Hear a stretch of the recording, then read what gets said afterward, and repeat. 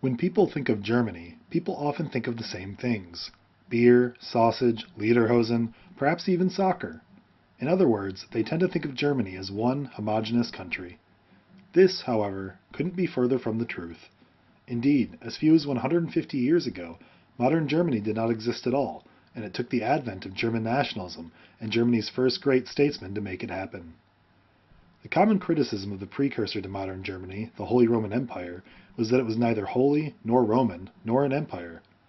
Indeed, though Germany as we know it today was nominally united under an imperial crown for almost a millennium, in reality the German lands were composed of approximately 300 individual principalities and city-states that largely operated in independence of one another. Though certain powers dominated different parts of the German lands throughout the Holy Roman Empire's history, it was not until the 17th century that early modern Germany's two greatest powers, Prussia and Austria, began to expand and incorporate more and more German territory under their respective flags. In the early 19th century, Napoleon's conquest of the German lands ended the Holy Roman Empire. After Napoleon's defeat, the German states created the loosely associated German Confederation in 1815, containing all territories of the former empire with majority German speakers. Power within the Confederation was dominated by Prussia and Austria. The creation of the German Confederation in 1815 was largely in reaction to the growing sense of German nationalism which had not existed in Europe prior to the 19th century. While strains of nationalism certainly existed before the turn of the century, it was France's conquest of the German lands in the first decade of the 19th century that first fully aroused German nationalists into proposing a unified German state. Indeed, J.G. Fick's Addresses to the German Nation, given in Berlin in 1808, called on Germans to unite under their common language and traditions. Perhaps no other statesman was in such a fine position to make this dream a reality as the Chancellor of Prussia during the mid-19th century, Otto von Bismarck. Bismarck was a fervent German nationalist who wanted a German nation, but specifically one dominated by his Prussia. As a result, once appointed, Chancellor Bismarck sent out to strengthen and improve the Prussian army and gain international allies that would help Prussia on its way to unifying Germany. After gaining the chancellorship in 1862, Bismarck began improving Prussia's diplomatic position to ensure Prussia's dominance over Austria. In 1863, when Russia experienced a revolt in its Polish territory, Bismarck and Prussia supported Russia in its violent suppression of the rebellion. This endeared Prussia to Russia, who was traditionally an ally of Prussia's German rival, Austria. The neutralization of Russian interest in German affairs came in handy just a few short years later. After Bismarck encouraged the uprising of German nationalists in Schleswig and Holstein and wrested the two territories from Denmark in the 1864 Danish War, Prussia turned its eyes on Austria.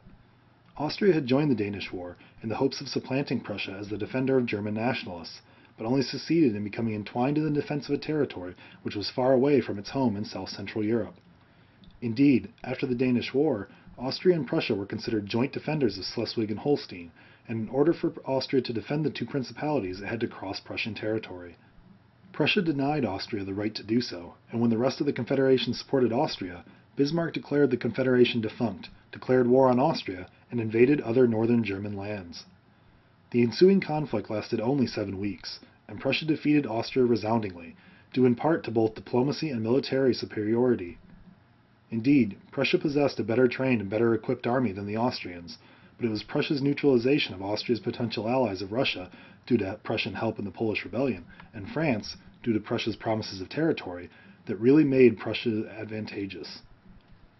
Additionally, Prussia guaranteed the new Kingdom of Italy the Austrian-controlled territory of Venice, and in doing so gained a strategic ally south of Austria. After defeating Austria, Bismarck was strategically lenient with the Austrians, as his plans for a pan-German nation might be hurt if he dealt too severely with the German state. Instead, he merely annexed Schleswig, Holstein, and other German land to Prussia and unified North Germany into a new confederation, thereby shutting Austria nearly entirely out of regional power. With Austria neutralized, the final obstacle to Prussia's unification of Germany was France. France still controlled territory on the border of the new, Prussian-dominated German Confederation, which Prussia considered German. Moreover, France was equally ambitious to expand eastward into German lands and simultaneously was worried about the growth of Prussian power at its doorstep. To provoke war, Bismarck released the now famous Ems telegram, which appeared to insult the French ambassador and France itself.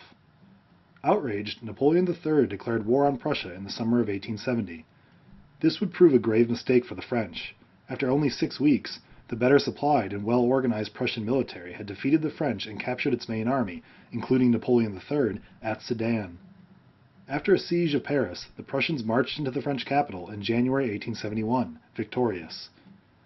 The war did more for Prussia than simply gain the territory it considered German, mainly Alsace and Lorraine.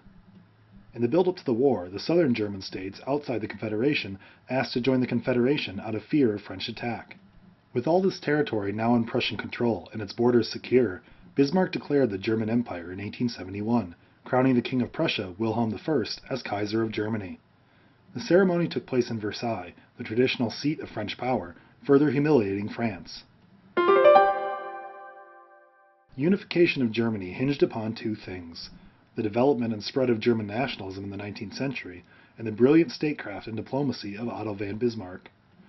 Indeed, without Bismarck's keen maneuvers to neutralize Austria's traditional allies prior to exerting Prussian power in the German lands, Prussian dominance and the subsequent unification of Germany might never have even gotten off the ground. But as accomplished a diplomat and leader as Bismarck was, his efforts would likely not have succeeded if not for the growth of German nationalism and a sense that the lands of Central Europe all shared common and distinct traditions, values, and language.